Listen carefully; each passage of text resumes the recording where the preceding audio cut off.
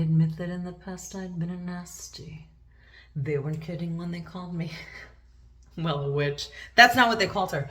But I find that nowadays I've mended all my ways, repented, seen the light, and made the switch. True? Yes. And I fortunately know a little magic.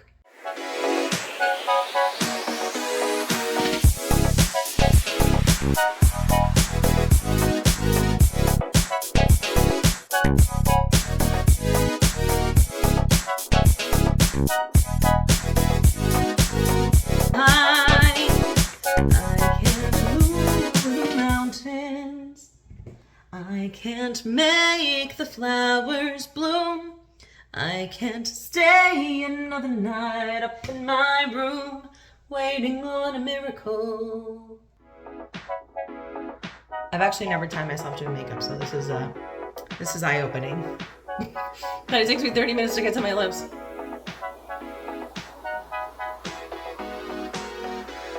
Okay, ready for episode 2.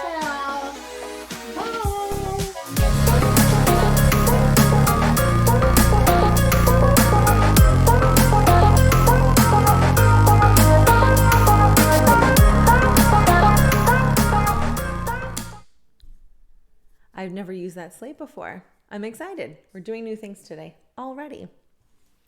Welcome to episode 2, chapter 2, installment 2 of, what's the name of my new show? Invitational Insight. I am your hostess, Jennifer Mercado, and I am delighted to be here with you today. One, because it took me 33 minutes to get ready, and I only know that because I recorded myself for the introductory montage today. I was like, what will happen if I just decide to record myself getting ready? And 33 minutes later, here I am. So I told myself that I will make sure to speak for at least 34 or 5 minutes to make this face worth it. And my ladies who do their makeup know exactly what I'm talking about. We don't just put our makeup on to put our makeup on. If I wanted to put makeup on, I put makeup on. I don't put makeup on. This is like a thing. So 34 minutes, here we are. Well, with that, hello, and welcome. And thank you for joining me again for this week. You can probably hear me better because now I have the right microphone attached, where last week I thought I had the right microphone attached and I did not. So I made sure to test the settings this time because, as much as I've done this a few times before for a year and then some, I have a new camera now. So it just reset everything. Hi. Okay.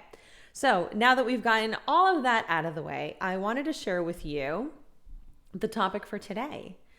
And I had mentioned this to Coach Amanda, if you're watching this, sup. Today I wanted to talk to you guys specifically about receiving. I'm going to let all the dirty thoughts run through your mind as you hear that because I had them myself. But now when we're done, receiving, right? And it was something that I didn't think I had an issue with until I noticed that I still have an issue with it. For me, receiving means, I think, a lot more than like just what's on face value, right? So like we have the contextual heaviness of words, right? Of things that we kind of take for granted and we hear, and our initial reactions are one, that might not necessarily be exactly how we want our reaction to be or a true reflection of our reaction as we stand right now. It could just be a reaction that we've had for years that we just don't know to change. So recently I've done some work with Gabby Abrams. I love anything Gabby. And I'm going to say this not because I am a success story of hers, not because I love her, know her dearly, but because of the level of energetics that happen with any collaboration that I've had with her, be it through coaching or business or even personal. There is just something about being with somebody who meets your energy, matches it, and expands it, that has done wonders for me. So I'll probably have her on. I wanted to talk about receiving because I had just wrapped up late, one of her most recent programs, and I felt so strongly the urge to join, and I thought it was going to be longer, but it wasn't. So whatever, the short end of it is that I decided to join, and I'm very happy that I did because it released in me, I think, a lot of what I had seen myself as and wasn't sure how to articulate it. And it was through, the guise of receiving, and how good are we at receiving the things, and how good are we asking for the things that we want to receive. And it really allowed me to reflect on something that I hadn't thought about in a very long time. And it was being pregnant with my daughter. And for me, that was the first time, I think, ever in my life that I felt receivership in a very deep way. Not just face value of like receiving a gift or receiving a compliment or, these, I want to say cotidiano, right? Like day-to-day exchanges. That experience for me was a humbling one because there was so much vulnerability and intimacy in that exchange of receiving. And I hadn't thought about it in some time. My daughter's now 5.5, about to be 6 at the end of the year. And I hadn't reflected on how good I made myself, receive at that time, how I've gotten bad at it, and how I now am seeing that there are other levels that still need to be uncovered, right? And what do I mean by receiving when I was pregnant with my daughter? Receiving in a way that you have no choice but to. People who have known me for years, my entire life, my family, my cousins, high school friends, middle school friends, will know that I am a very much a go-getter, like independent, fiercely. If I want it, I got it. There's no questions asked. I won't wait. I won't ask. I set my mind on something, and by golly, I'm going to get it. Whether it's through support, however it's going to happen, it happens and I get it. And it wasn't until I had the pregnancy with my daughter, especially towards the later stages, where I realized I couldn't go out and get the way I used to. I couldn't physically match where my energy was mentally because my body had changed so dramatically. Prior to my daughter, I had had a miscarriage. So there was just an onslaught of hormones and identity crisis and just all of this kind of re-evaluating of who I was and who I was becoming even then. And I have a history of doing this my entire life, but I don't think I've ever gotten as good at articulating it than I have gotten now. But during that time with her, it was a huge, almost like come to Jesus moment. I had to surrender to my body and let my body do what it had to do. I had to receive its messages, its intuition, its leadership, because I could not think myself into having a baby. It was just going to happen at the time that it was meant to happen, at the time that my body was ready, at the time that Amelia was ready. And for somebody who had such a fierce need for control, that was a very big humbling component of becoming a mom, was letting that go.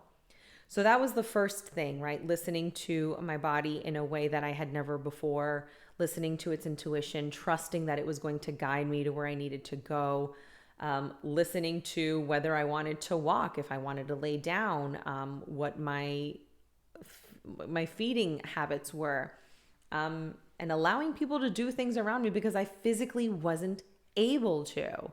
I had a child in my belly. I didn't have the same range of motion. I couldn't bend down. And I don't know if it's an old wives' tale, but I know for me, like my daughter made me hideous. I was swollen in the face and the nose, my fingers, my feet. I didn't even gain that much weight. I gained a lot more weight with my son, but with my daughter, it was much more noticeable because I just looked like a puffed, like marshmallow man.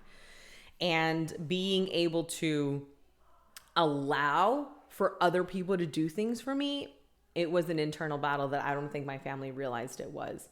I haven't done dishes religiously since that moment because I allowed my husband to take care of the things that he needed to take care of, to give me the space to let my body do what it needed to do, to let the people around me, right? Because in receiving, you're really giving somebody the opportunity to give what they want to give to you.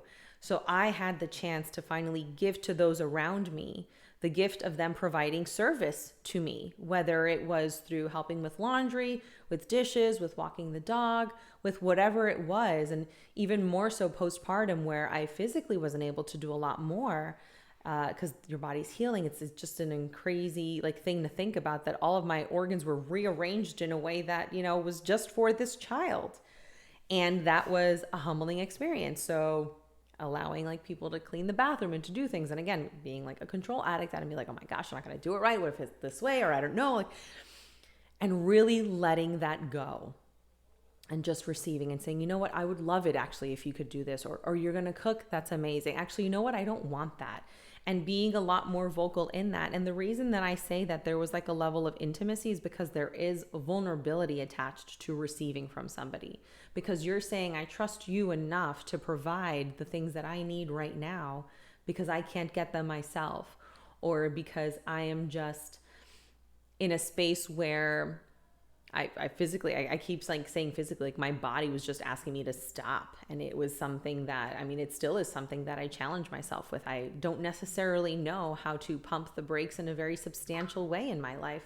Oh, I forgot to put this on silent. So for me, it was difficult to really lean into that. But having the body, I think, stall me the way that it did, then allowed my mind to catch up and allowed for me to breathe into that peace, that calm, and that trust that I was in the best hands possible, under the care of my husband and my mom and everybody who helped, and my sister sent care packages that I really loved and helped with the morning sickness. I allowed them, I think, to be who they really were without an expectation attached to me of being disappointed. Yeah. Wow, even saying it out loud, right? We anticipate sometimes the worst in others. And when we really allow them the chance to just be themselves and to be open about who it is that they want to show us, that really puts us in a position of power to receive in a way that is not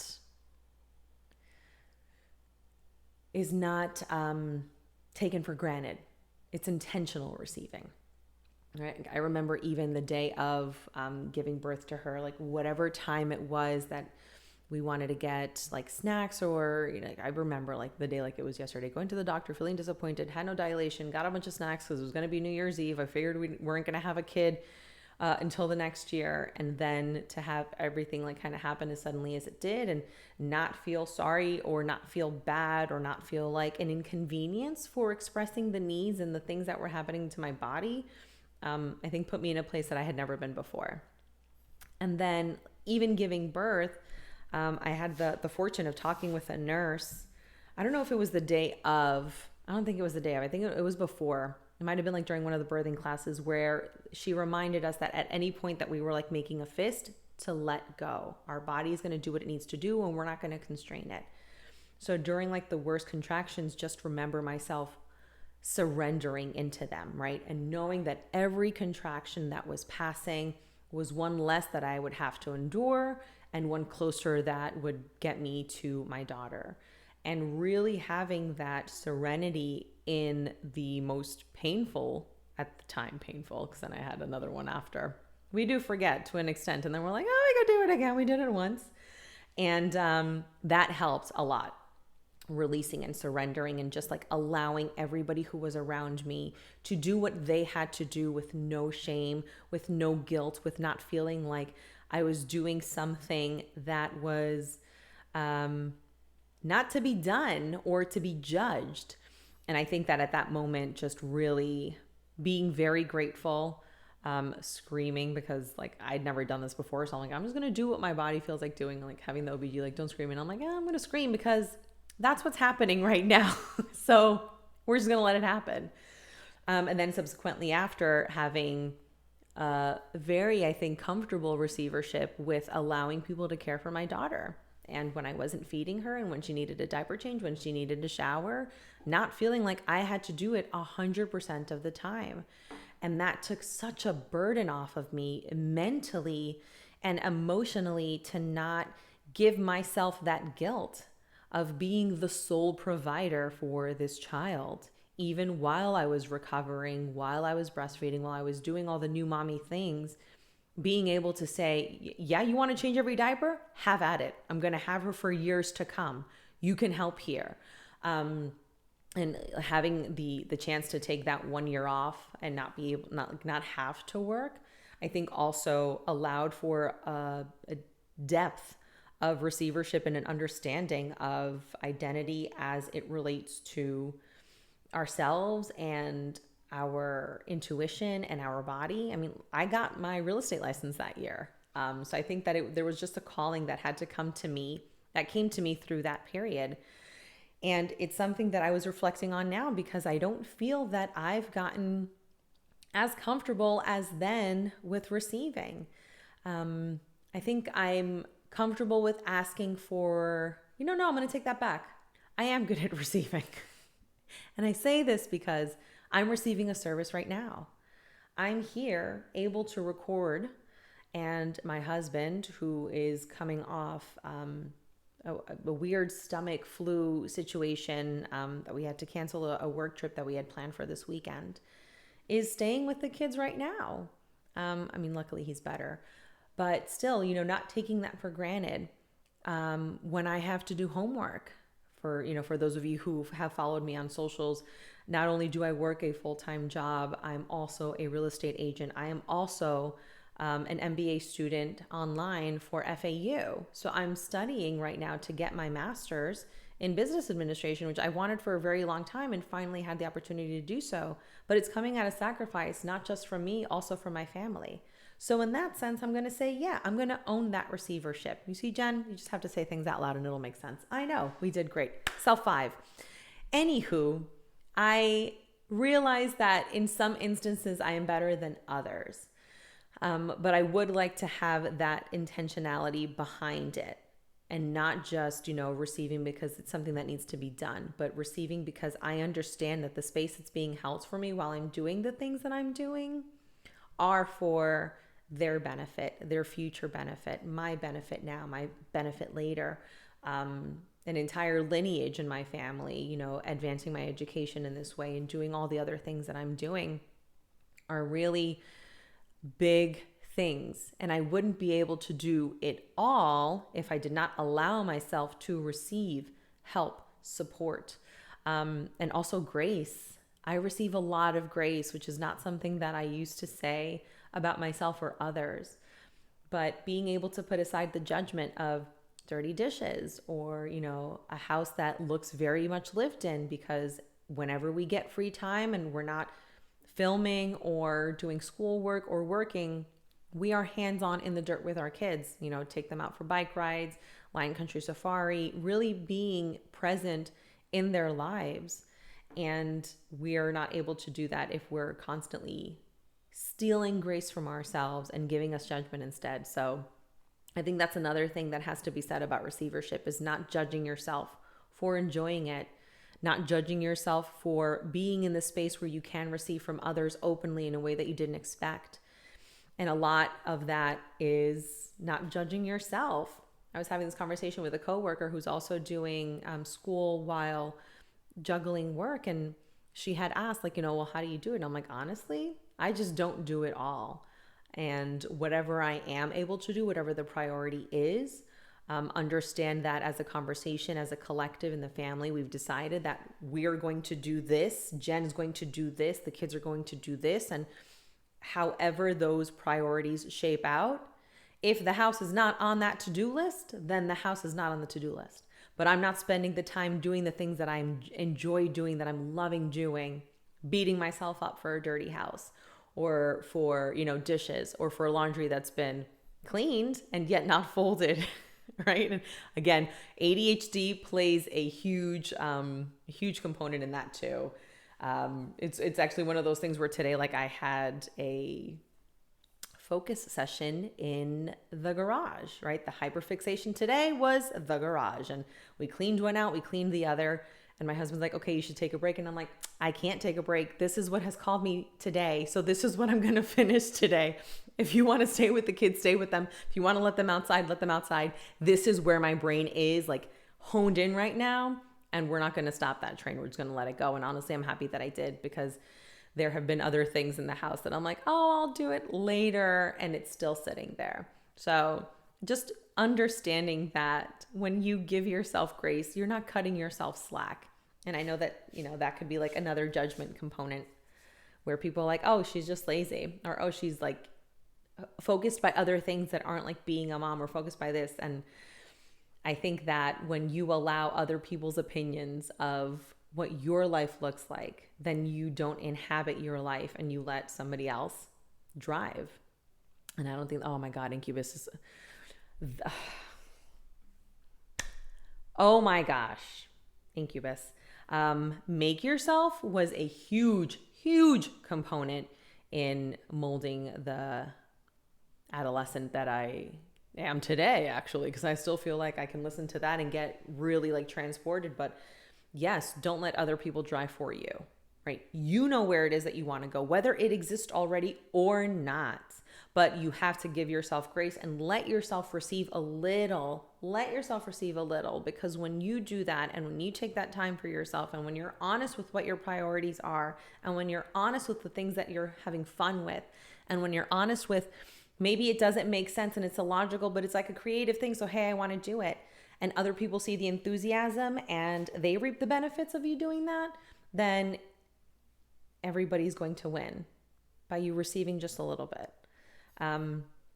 So yeah, that was on my mind with Coach Amanda, like so many Voxers we had been talking about. But I think ultimately it's being comfortable with, I don't want to say needy, but that's what came through, being needy, right? Allowing somebody to fulfill a need, I don't think is the worst thing. It really exposes our humanity. It exposes our vulnerability. It allows for another level of intimacy in that relationship. And I think it also makes the other person comfortable that they see you trust them in being able to be there for you. And then they're going to trust you when it's their time to need something, right? And I look at it in that way as well. If I were on the other side, I would never judge somebody who asked me for help. I'd be like, oh my God, of course. Like, why did you wait for it? I'm so happy to help you, right? And I think that when you're on the other side of that, you're like, yeah, it's a no-brainer. Of course I can help. And we don't see that often, because I think we just sit like in the optics of it, of what it's going to look like to not have it all figured out and not have it all like buttoned up and neat and nice. And I'm okay with that not being the case, but I have to be okay with it first myself so that I can show other people that it's okay for them too. In our family, our kids are very vocal, which I know I'm mostly grateful for, but there are some days that I don't feel grateful for it. But damn, is it good that they use their voice when they need something, when they want something? And I think that that's another thing too, like after becoming a mom, is really taking a note from the kids of receiving. They ask and they receive without a second thought. They're allowing you to fulfill the need because they know that that's what you're helping them to do, helping them to mold their life and giving them the very basic needs, at least right now, until they're able to do it themselves. And they don't mince receiving it, right? Especially when they're young and they need your love and affection and attention. You need to feed them and change them. There's no like, oh my God, is now not a good time? Okay, maybe come back later. No, it's like, yes, please, thank you, change me now. Oh my gosh, I can't live like this. And I think that has also been helpful for me to see how unabashedly they are about asking and receiving what it is that they ask for. And I think that we should take a note from them as well, because they are not covering their innermost self with layers of life yet. And I think that we've covered a lot of ourselves through layers of life. So allow a little bit at a time to peek through. Ask for something that maybe you haven't asked before or ever. and let somebody surprise you. You might not be surprised at all. It might be exactly what you need, but I think do it without any expectation, without any attachment. And people have a way of showing you exactly who they are. So give them a chance. Give them the gift of giving you something. So now all my friends know whenever I receive anything, I've given you the gift of giving that thing to me. So thank you for that. So yeah, I'm going to wrap it up. 23 minutes. It's fine. Even though like it took me 10 more minutes to do the makeup, it is what it is at this point.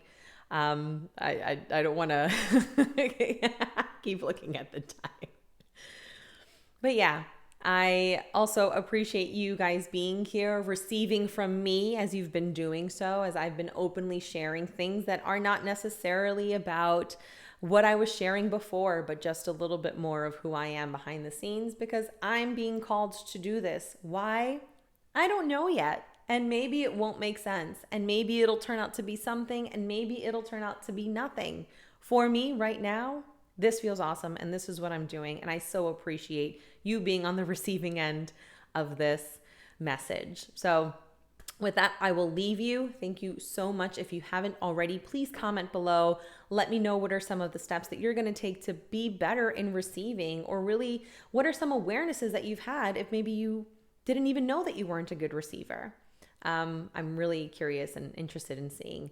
And also, if you haven't done so already, be sure to subscribe, turn on the notifications so that you can receive new episodes. I'm also on Spotify if you would rather listen, so that you can get your little audio fix of all the things that I have to share and all the guests that I have coming out and all the different things that are coming. So thanks again. I hope you have a wonderful week ahead, and I'll see you for the next one.